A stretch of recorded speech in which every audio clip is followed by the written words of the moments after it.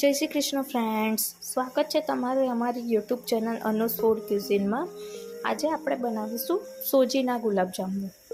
જોતાં તમને લાગે છે કે આ સોજીમાંથી બન્યા છે, પણ હા, આ એકદમ સોજીમાંથી બનેલા છે। તેના માટે મેં અહીં સોજી, દૂધ અને ખાંડનો ફક્ત 3 જ વસ્તુનો યુઝ કરેલો છે।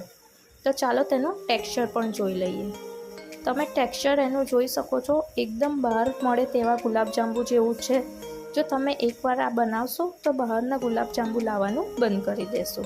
જો તમને મારી ચેનલ ગમતી હોય તો મારી ચેનલને લાઇક કરજો, શેર કરજો અને સબસ્ક્રાઈબ કરજો।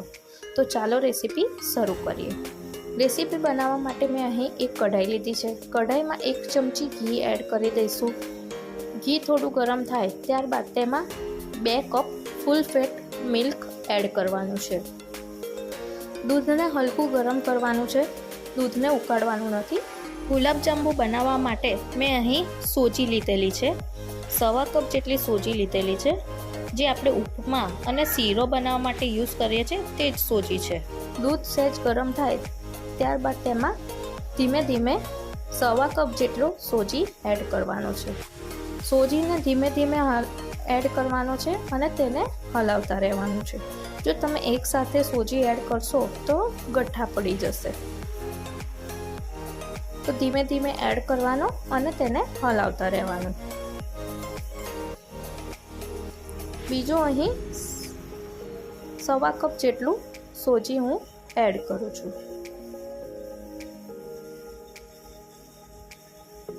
સોજી દૂધને જલ્દીથી એબ્ઝોર્બ કરી લે છે, એટલે તમારે ફટાફટ સોજી અને દૂધને મિક્સ કરી લેવાનું છે। અહીં સોજીને તમારે શેકવાનું નથી, લગભગ 3 થી 4 મિનિટ જેટલું જ તેને સહેજ હલકું ગરમ કરવાનું છે। સોજી સહેજ પણ નીચે ચોંટે નહીં અને બળે નહીં તે વાતનું ખાસ ધ્યાન રાખવાનું છે। સોજી અને દૂધ બરાબર મિક્સ થઈ જાય ત્યાં સુધી તેને બરાબર હલાવી લઈશું। તમે જોઈ શકો છો એ જ કન્સિસ્ટન્સી રાખવાની છે। જો તમે એને વધારે ગરમ કરશો તો તેનું ટેક્સચર ડ્રાય થઈ જશે। હવે તેને તરત જ એક થાળીમાં કાઢી લઈશું। સોજીને કમ્પ્લીટ ઠંડુ કરવા માટે નથી રાખવાનું, પણ સહેજ હલકું ઠંડુ થાય તે માટે તેને થાળીમાં કાઢી લઈએ છીએ। સોજી સહેજ હલકો ઠંડો થાય ત્યાં સુધી આપણે ચાસણી બનાવી લઈએ। ચાસણી માટે એક નોનસ્ટિક પેન લીધેલું છે, તેમાં હું અહીં 2 કપ ખાંડ લઉં છું। જે કપના માપથી ખાંડ લીધેલી તે જ કપના માપથી 3 કપ પાણી એડ કરવાનું છે।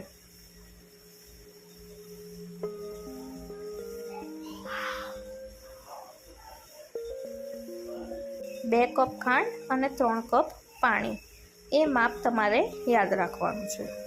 હવે તેમાં થોડી ફ્લેવર માટે હું અહીં એલચી એડ કરું છું અને થોડું કેસર એડ કરું છું। જો તમારે કેસર એડ ના કરવું હોય તો તમે સ્કીપ પણ કરી શકો છો। કેસર એડ કરવાથી તેનો કલર ખૂબ જ સુંદર આવે છે અને તેની ફ્લેવર પણ બહુ જ સરસ આવે છે।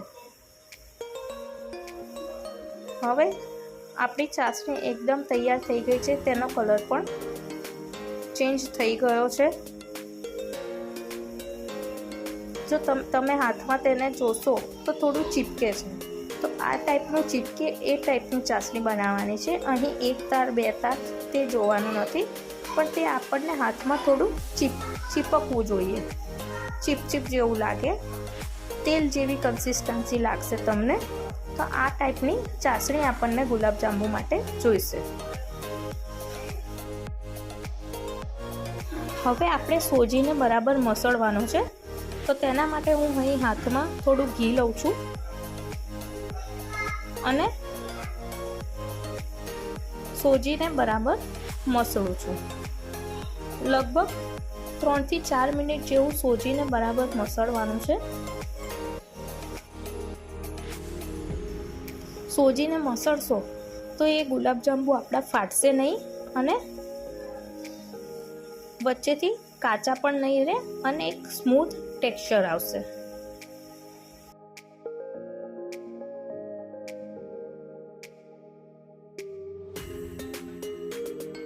આ ટાઈપનું સોજીનું ટેક્સચર આપણને ગુલાબજાંબુ માટે જોઈશે. તમે જોઈ શકો છો. હવે હાથમાં થોડું ઘી લઈને મીડિયમ સાઈઝના આપણે ગુલાબજાંબુને વાળી લઈએ. આ એકદમ ઝડપી થઈ જાય છે અને એક જ વારમાં સરસ એવા રાઉન્ડ ગુલાબજાંબુ તૈયાર થઈ જશે. તમે જોઈ શકો છો સહેજ પણ ક્રેક આવતી નથી. જો તમે આ ટાઈપની કન્સિસ્ટન્સી રાખશો તો બિલકુલ ક્રેક નહીં પડે અને સરસ એવા સ્મૂથ ગુલાબજાંબુ તૈયાર થશે.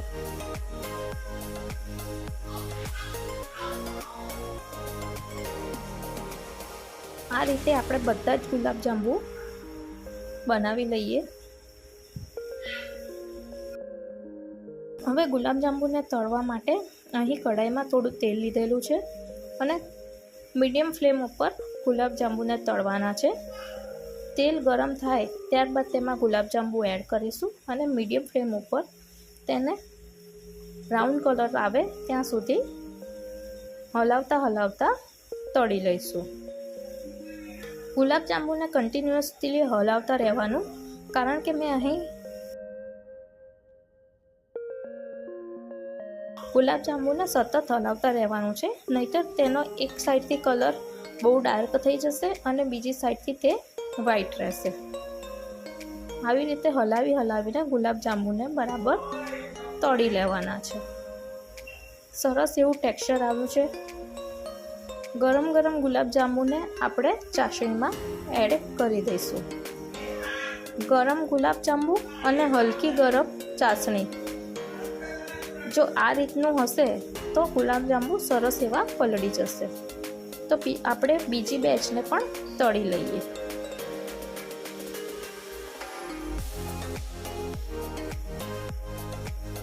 ગુલાબજાંબુ તળાતા લગભગ 5 થી 7 મિનિટ થાય છે. તેને મીડિયમ ફ્લેમ ઉપર જ તળવાના છે.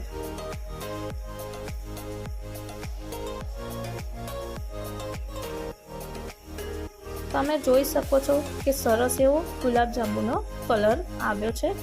તો ગરમ ગુલાબજાંબુને આપણે હલકી ગરમ ચાસણી છે તેમાં એડ કરી દઈશું.